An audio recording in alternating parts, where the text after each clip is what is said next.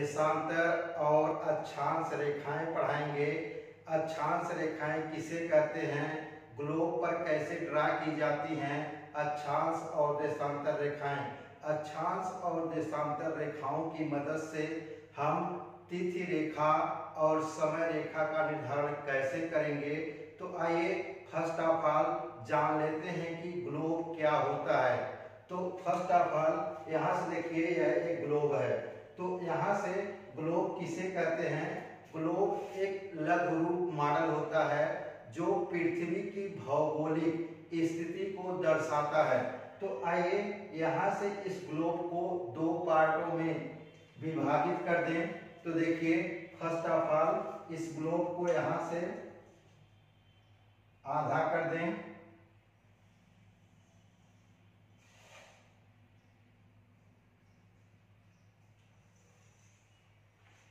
ये देखिए यहाँ से आधा हो गया है। तो यहाँ इसे क्या कहेंगे, 0 अंश। ये देखिए ये कितना डिग्री होगा, 0 डिग्री होगा।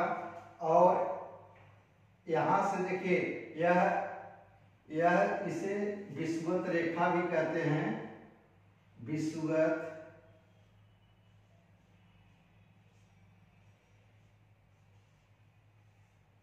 रेखा, इसी को भूमध्य रेखा भी कहते हैं। यह पृथ्वी को दो बराबर भागों में बांटता है, इसलिए इसे भूमध्य रेखा भी कहते हैं और इंग्लिश में इसे इक्वेटर कहते हैं। तो यहाँ से देखिए यहाँ से विषुवत रेखा से ऊपर 0 से 90 डिग्री, यहाँ पर देखिए यहाँ कहीं 90 डिग्री होगा, 90 डिग्री इसे क्या कहेंगे, नॉर्थ पोल मीन्स उत्तरी ध्रुव। और यहाँ 0 से यहाँ भी 90 होगा, इसे क्या कहेंगे, साउथ पोल, दक्षिणी ध्रुव।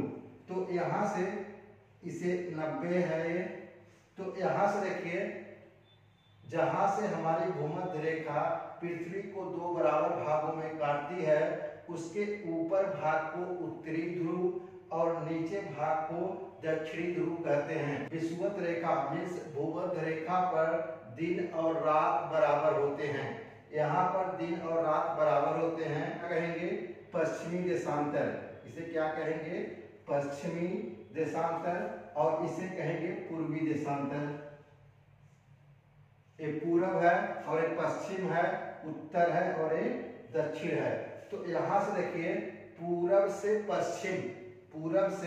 पश्चिम तक खींची जाने वाली रेखाओं को क्या कहते हैं, अक्षांश कहते हैं। अक्षांश क्या होते हैं, विषुवत रेखा के समांतर होते हैं। तो यहाँ से देखिए इसके समानांतर कितनी रेखाएं खींची जा सकती हैं। ये देखिए इसके अर्ध भाग में यहाँ पर 90 रेखाएं खींची जाएंगी, जिसे हम अक्षांश कहते हैं। और यहाँ पर ऊपरी भाग में 90 रेखाएं खींची जाती हैं, जिसे हम अक्षांश कहते हैं। तो यहाँ से 90 अक्षांश इधर होगा और 90 अक्षांश इधर होगा। तो आइए यहाँ पर हम कुछ प्रमुख अक्षांश रेखाओं के विषय में पढ़ लेते हैं। तो आइए फर्स्ट ऑफ ऑल यहाँ से यहाँ पर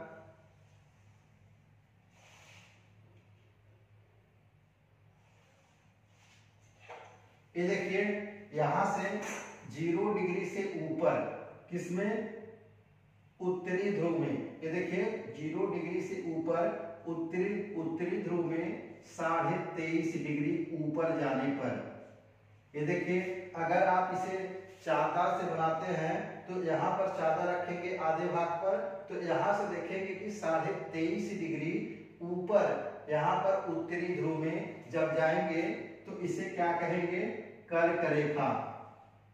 इसे क्या कहेंगे, कर्क रेखा।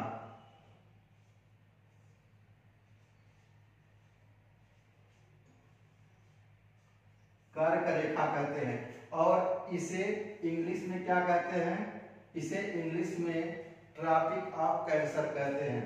तो यहाँ से देखिए यह दोनों ध्रुवों को मिलाने वाली, देखिए यहाँ से 23.5 डिग्री नॉर्थ यहाँ भी होगा और 23.5 डिग्री नॉर्थ है। दोनों ध्रुवों को मिलाने वाली रेखा को कर्क रेखा कहते हैं, जो कि विषुवत रेखा के समानांतर होती है। तो आइए अब यहाँ से इसके नीचे 23.5 डिग्री आते हैं।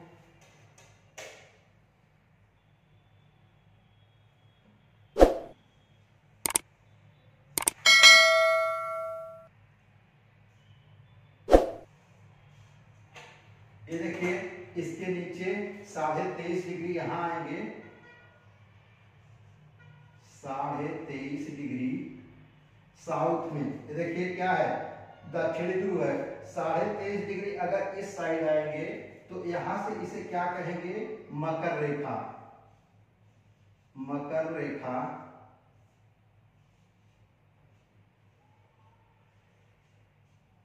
इंग्लिश में इसे कहते हैं ट्रॉपिक ऑफ कैप्रिकॉर्न।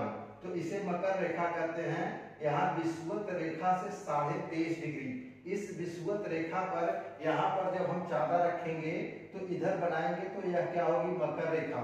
किसमें, दक्षिणी, यहाँ से देखिए दक्षिणी ध्रुव की तरफ। तो यहाँ से ये भी 23.5 डिग्री यहाँ भी होगा और 23.5 डिग्री यहाँ। 23.5 डिग्री दोनों ध्रुवों को मिलाने वाली 23.5 डिग्री रेखा को मकर रेखा कहते हैं। अब देखिए यहाँ से अगर हम 66.5 डिग्री ऊपर जाएं,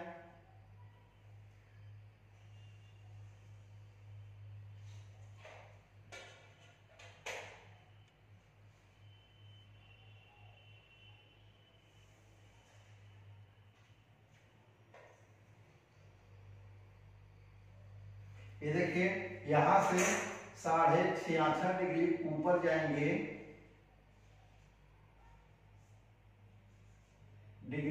जाएंगे, तो इसे क्या कहते हैं, आर्कटिक सर्किल, मीन्स आर्कटिक क्षेत्र,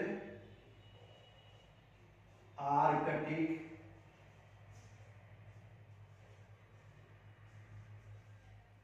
वृत्त भी कहेंगे या क्षेत्र कहेंगे या आर्कटिक सर्किल भी इसे कहते हैं।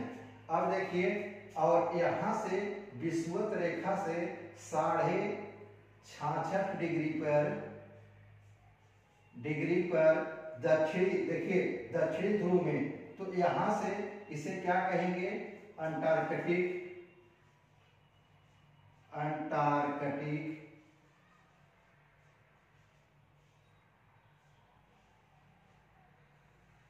अंटार्कटिक वृत्त। ये देखिए यहाँ पर यह सभी वृत्त आपस में क्या है, इसके समानांतर है, भूमध्य रेखा के समानांतर होती हैं। तो यहाँ से ये देखिए वृत्त टाइप का होगा, लेकिन यहाँ पर आपको सीधा स्ट्रेट लाइन दिख रही है, लेकिन ये सभी क्या है, वृत्त रूप में है, क्योंकि यह हमारा जो ग्लोब है यह 3D में होता है। तो यहाँ से ये देखिए, यहाँ विषुवत रेखा पर, भूमध्य रेखा पर सूर्य की किरणें वर्ष में एक बार सीधा भूमध्य रेखा पर ही चमकती हैं। मीन्स अगर कहें तो एकदम सिर पर चमकती हैं। तो एकदम सिर पर चमकने के कारण यहाँ से जो कर्क रेखा का क्षेत्र होगा, ये देखिए भूमध्य रेखा से ऊपर कर्क रेखा है, तो कर्क रेखा का क्षेत्र और भूमध्य रेखा से नीचे 23.5 डिग्री यहाँ तक मकर रेखा का क्षेत्र, तो यह बहुत ज्यादा गर्म हो जाता है यहाँ से, क्योंकि सूर्य की किरणें भूमध्य रेखा पर चमकती हैं, तो यह क्षेत्र बहुत गर्म हो जाता है। इसे क्या कहते हैं, उष्णकटिबंधीय क्षेत्र। क्या कहेंगे इसे, उष्णकटिबंधीय क्षेत्र कहेंगे। में 23.5 डिग्री नॉर्थ से 23.5 डिग्री साउथ के क्षेत्र को क्या कहेंगे, उष्णकटिबंधीय क्षेत्र। मीन्स इंग्लिश में इसे कहेंगे टोरिड जोन। तो यहाँ से यहाँ पर लिखने की आवश्यकता नहीं है, ये क्या है, उष्णकटिबंधीय क्षेत्र। अब देखिए यहाँ पर जब सूर्य की किरणें जब भूमध्य रेखा पर चमकती हैं, तो यहाँ से जो है सूर्य की किरणें 23.5 डिग्री से 66.5 डिग्री पर तिरछी पड़ती हैं। यहाँ से देखिए यहाँ पर क्या होगा, ऐसे किरणें आएंगी, ऐसे तिरछा आएंगी। तो यहाँ पर जब तिरछा आएंगी, तो जब तिरछा आएंगी तो यहाँ का क्षेत्र बहुत कम गर्म होगा, मतलब गर्म तो होगा लेकिन बहुत कम गर्म होगा, इसलिए इस क्षेत्र को क्या कहेंगे, शीतोष्ण कटिबंध। देखिए ये क्या होगा, शीतोष्ण कटिबंध। इसे क्या कहेंगे, नॉर्थ टेम्परेट जोन। क्या कहेंगे, नॉर्थ टेम्परेट जोन। और इसे क्या कहेंगे, साउथ टेम्परेट जोन। यहाँ भी देखिए सूर्य की किरणें अगर यहाँ चमकती हैं, देखिए इस पे चमकेगी तो यहाँ का क्षेत्र जो है, यहाँ पर जो सूर्य की किरणें होंगी वह तिरछी पड़ती हैं। जब तिरछी पड़ेंगी तो यह क्षेत्र गर्म होगा लेकिन बहुत कम गर्म होगा, तो इसे क्या कहेंगे, शीतोष्ण।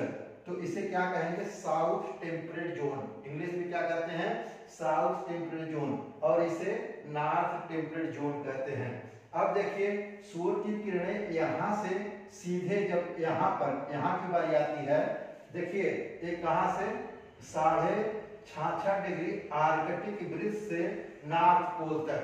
ये देखिए नॉर्थ पोल है, यहाँ पर सूर्य की किरणें बहुत कम पहुंच पाती हैं, मीन्स थोड़ा बहुत पहुंच पाती हैं। तो यह क्षेत्र क्या होता है, शीत कटिबंध। यहाँ पर ठंडी बहुत पड़ती है, इसे कहते हैं फ्रिगिड जोन। इंग्लिश में क्या कहेंगे, फ्रिगिड जोन, और हिंदी में कहेंगे इसे शीत कटिबंध। अब देखिए यहाँ का क्षेत्र, यहाँ भी सूर्य की किरणें नहीं पहुंच पाती हैं, इसे भी 66.5 डिग्री, ये देखिए 66.5 डिग्री से साउथ पोल तक की दूरी पर सूर्य की किरणें नहीं पहुंच पाती हैं, इसे कहते हैं शीत कटिबंध अथवा फ्रिगिड जोन। इंग्लिश में क्या कहेंगे, फ्रिगिड जोन। तो यहां से देखिए भूमध्य रेखा के समानांतर, ये देखिए अगर यहां से 90 रेखाएं खींची जाएंगी, ये देखिए यहाँ पश्चिम से पूर्व की तरफ 90 समानांतर रेखाएं खींची जाएंगी, किसके, विषुवत रेखा के समानांतर। तो यहां से कहा जा रहा है कि यहां से अगर इसके भूमध्य रेखा के समानांतर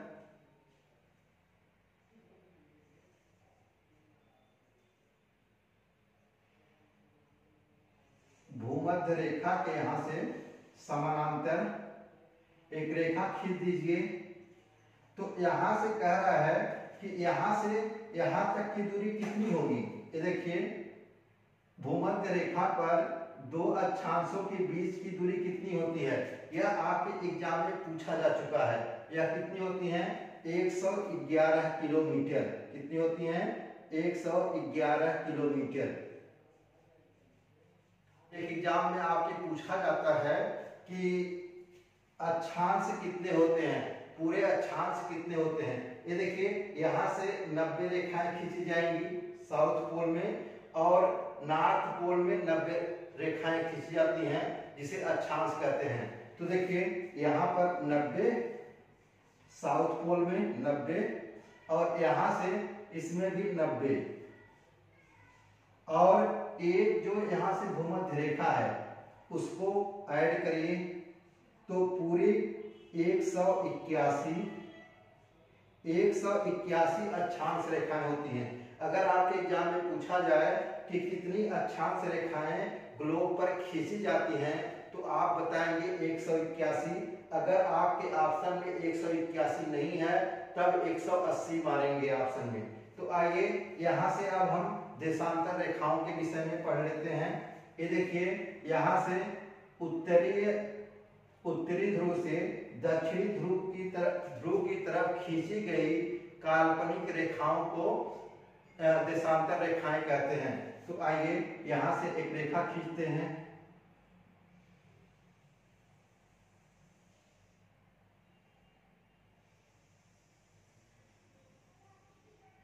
ये देखिए ये देशांतर रेखाएं हैं।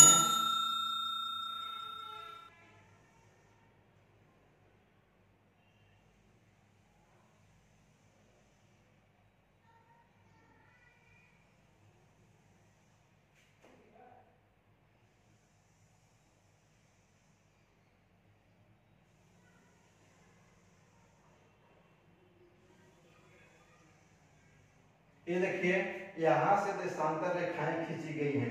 एक लाइन खींच देते हैं और पृथ्वी को दो बराबर भागों में यहाँ भी बांट देते हैं। 2 बराबर भागों में बांट दें।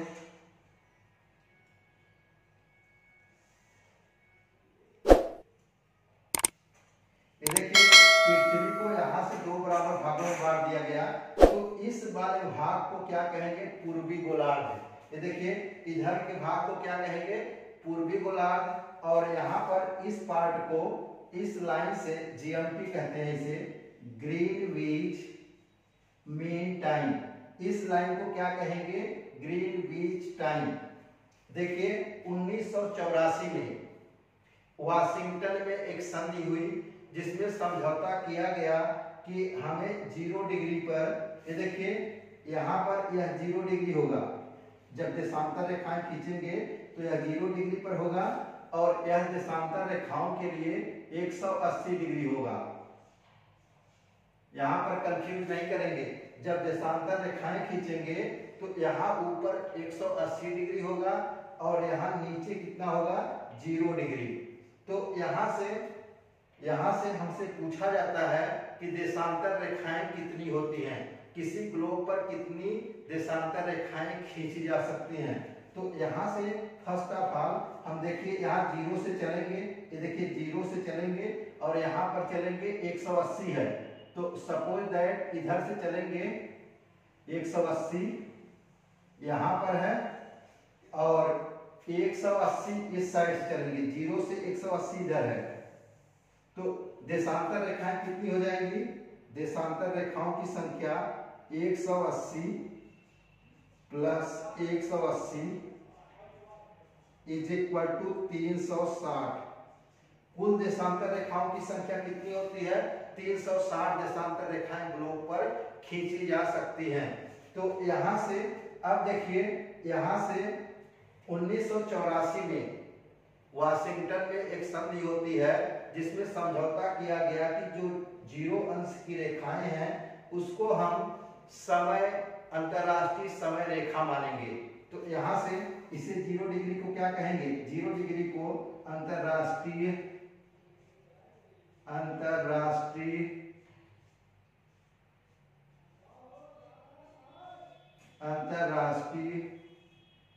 समय रेखा कहते हैं।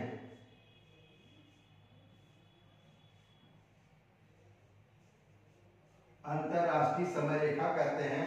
तो यहाँ से यह देखिए, यहाँ से पूर्वी गोलार्ध में जाएंगे, पूर्वी गोलार्ध में जाएंगे तो 4 मिनट का टाइम बढ़ जाता है। देखिए 4 मिनट का टाइम बढ़ जाता है, मीन्स एक देशांतर पूरा करने में 4 मिनट का, 1 डिग्री देशांतर पूरा करने में 4 मिनट का समय लगता है। और यदि हम, ये देखिए इधर से हम पश्चिमी गोलार्ध में जाएंगे और 1 डिग्री देशांतर को पूरा करने में 4 मिनट का समय यहाँ भी लगता है, लेकिन यह किस में होता है? माइनस में होता है। तो यहाँ से देखिए यह 4 डिग्री, यहाँ मिनट, यह मिनट में है, यह भी मिनट में है। ये देखिए हम जानते हैं कि पृथ्वी हमारी गोल है, पृथ्वी हमारी गोल है, यह पूरा 360 डिग्री पर स्थित है। तो यहां से देखिए 360 डिग्री पूरा करने में कितना समय लगता है? पृथ्वी पूरा एक चक्कर कितने समय में लगाती है? 24 घंटे में लगाती है। तो यहां से लिखिए 24 आवर में एक चक्कर लगाती है। ये देखिए आवर में घंटा होता है। तो यहाँ से अगर हम कहें कि 1 डिग्री घूमने में कितना समय लगेगा? 1 डिग्री घूमने में 24 डिवाइडेड बाई 360, और यहाँ पर देखिए हावर में है तो इसे हम मिनट में बनाएंगे, तो यहाँ पर 60 में गुणा कर देंगे 60 से, तो यह किस में हो गया? मिनट में। तो यहाँ 0 से 0 कैंसिल कर देंगे और यहाँ 6 को 6 से 36, 6 आ जाएगा, 6 चौक 24। 1 डिग्री देशांतर को पूरा करने में कितना समय लगा? 4 मिनट। अगर हम कहें कि 1 डिग्री देशांतर पूरा करने में 4 मिनट का समय लग रहा है, तो 15 डिग्री देशांतर पूरा करने में कितना समय लगेगा। तो यहाँ से देखिए 15 डिग्री देशांतर, तो यहाँ से 15 का मल्टीप्लाई हो जाएगा, इधर कितना हो गया, यह मिनट में है। तो यहाँ से 15 डिग्री पूरा करने में 15 चौका 60 मिनट। अब इसे हम 15 डिग्री देशांतर को पूरा करने में ये देखिए 1 घंटा होगा, 1 आवर। ये देखिए 15 डिग्री देशांतर 60 मिनट पूरा होता है, तो 15 डिग्री देशांतर इसको घंटे में कन्वर्ट करेंगे, 1 घंटे में 60 मिनट होता है, तो 15 डिग्री देशांतर 1 घंटे में पूरा करेगा। तो यहाँ से देखिए अगर यहाँ पर मानते हैं कि जो हमारी देशांतर रेखाएं हैं 15 डिग्री, यहाँ से 30 डिग्री और इधर 90 डिग्री, सॉरी 60 डिग्री और 90 डिग्री हैं, सपोज दैट मान लिया। तो यहाँ से देखिए 0 से 15 डिग्री जाने में 1 घंटे का समय लेती है देशांतर रेखाएं। 0 डिग्री से 15 डिग्री अगर हम मूव करते हैं तो 1 घंटे का समय लगता है। अगर मिनट में कहें 1 डिग्री देशांतर पूरा करने में 4 मिनट का समय लगता है। तो यहाँ से देखिए जो हमारा भारत है, ये देखिए जो हमारा भारत है वह हमारा किस गोलार्ध में स्थित है। हमारा भारत पूर्वी गोलार्ध में स्थित है, उत्तरी ध्रुव है, तो उत्तरी ध्रुव और पूर्वी गोलार्ध में स्थित है। हमारा भारत 8 मिनट 4 डिग्री उत्तर से, और यहाँ पर उत्तरी ध्रुव में 37 डिग्री 6 मिनट तक यहाँ पर इस भाग में, और इधर पूरब से 68 डिग्री 7 मिनट से यहाँ पर 95 डिग्री 6 मिनट तक हमारा भारत यहाँ पर स्थित करता है। तो हमारा जो भारत है उसके लिए भी इंडियन स्टैंडर्ड जोन टाइम बनाया गया है। तो यहाँ से देखिए भारत के लिए जो स्टैंडर्ड टाइम है वहाँ भारत के लिए 82.5 डिग्री पर हमारे भारत का IST बनाया गया है, मीन्स इंडियन प्रमाणिक टाइम। देखिए भारतीय प्रमाणिक टाइम कितने पर है, 82.5 डिग्री पर। और अगर हम यह 82.5 डिग्री कहाँ स्थित होता है, यह इलाहाबाद के नैनी में स्थित है। तो इलाहाबाद के नैनी से 82.5 डिग्री का यह जो कोण होगा यह इलाहाबाद नैनी में है। और एक हम जानते हैं कि एक देशांतर पूरा करने में हमें 4 मिनट का समय लगता है। तो इसमें 4 से मल्टीप्लाई कर दें, ये देखिए 4 से हम मल्टीप्लाई करेंगे कितना हो जाएगा 330। अब देखिए 330 आया हमारा यहाँ से। अब यह किसमें है, मिनट में है, किसमें है, मिनट में है। अब इसे हम घंटे में कन्वर्ट करेंगे, तो 330 को 60 से डिवाइड कर देंगे, यहाँ डिवाइड करेंगे कितना आएगा 5 घंटे, सॉरी यहाँ नहीं देते हैं, 5 घंटे 30 मिनट, सॉरी 5 घंटे 30 मिनट, या कितना होगा प्लस होगा। मीन्स हमारी जो प्रधान यामोत्तर रेखा है, यहाँ देखिए प्रधान यामोत्तर रेखा से जो भारत का प्रमाणिक समय है वह कितना आगे है, 5 घंटा 30 मिनट आगे है। तो यहाँ से जो प्रधान यामोत्तर रेखा है उसे क्या कहते हैं, प्राइम मेरिडियन। ये देखिए इसे कहेंगे प्राइम मेरिडियन अथवा प्रधान यामोत्तर रेखा भी इसे कहते हैं। तो यहाँ से अगर हम कहें कि हमारी प्रधान यामोत्तर रेखा जो विश्व के लिए निर्धारित की गई है, तो अगर इस पर 12 बज रहे हैं तो इलाहाबाद नैनी में कितना समय हो रहा होगा, मीन्स भारत में कितना समय हो रहा होगा। तो देखिए सपोज दैट इस प्रधान यामोत्तर रेखा, इसे GMT लाइन भी कहते हैं, अगर इस पे 12 बज रहा है, इस पे 12 बज रहा है, तो इलाहाबाद के नैनी में 5.5 घंटा आगे है, तो इसमें 5.5 घंटा जोड़ देंगे। देखिए जो 12:30 दिया गया है एक PM का समय है, ये देखिए दोपहर का 12:30 बज रहा है, तो यहाँ से इसे जोड़ेंगे 12 5 17, 17 देखिए 17:30 मीन्स 5:30 होगा। मीन्स यहाँ पर जो हमारा नैनी है, नैनी में उस समय कितना टाइम होगा, शाम का 5:30। तो देखिए अगर हम इसके देखिए जो प्रधान या उत्तर रेखा है उसके हम अगर पश्चिम में आते हैं तो क्या कर रहा है, 4 मिनट माइनस हो जाता है। तो हम यहाँ पर मान लेते हैं कि कोई देश हमारा यहाँ से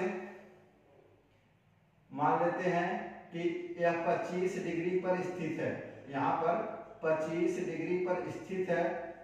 तो यहाँ पर कितना समय होगा, इस 25 डिग्री पर कितना समय होगा, तो देखिए 25 को मल्टीप्लाई करेंगे 4 से, कितना है 25 चौका 100, यह किस में है, मिनट में है, और इसमें मिनट में है, इसमें 60 से भाग दे देंगे तो घंटे में आएगा। तो यहां से 60, 1 घंटा 40 मिनट।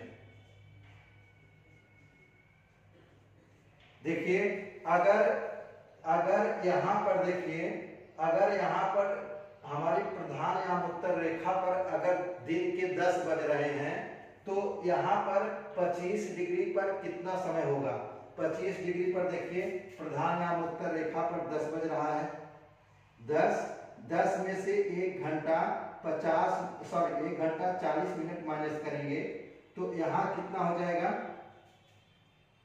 1 घंटा। तो यहाँ से घटाएंगे 20, 8:20 हो रहा होगा। तो देखिए यहाँ कितना समय होगा, 8:20। तो यहाँ पर 8:20 होगा इस पे।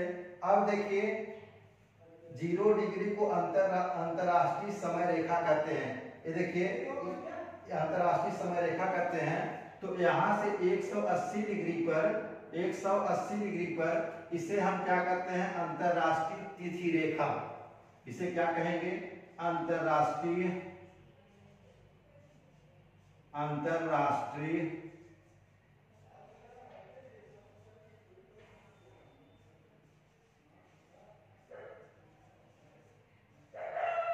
तिथि रेखा।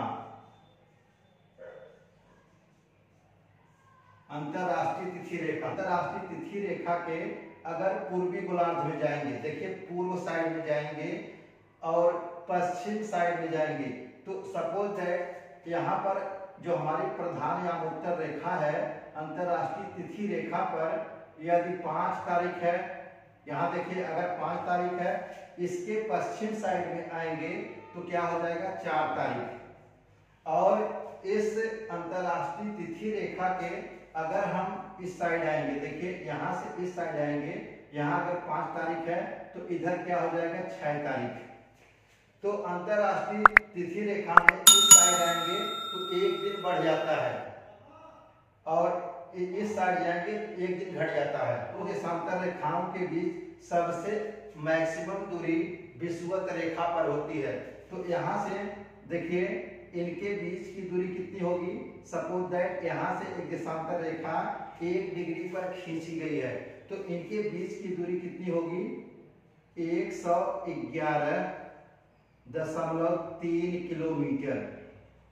तो यहाँ से इसकी दूरी कितनी होगी 111.3 किलोमीटर।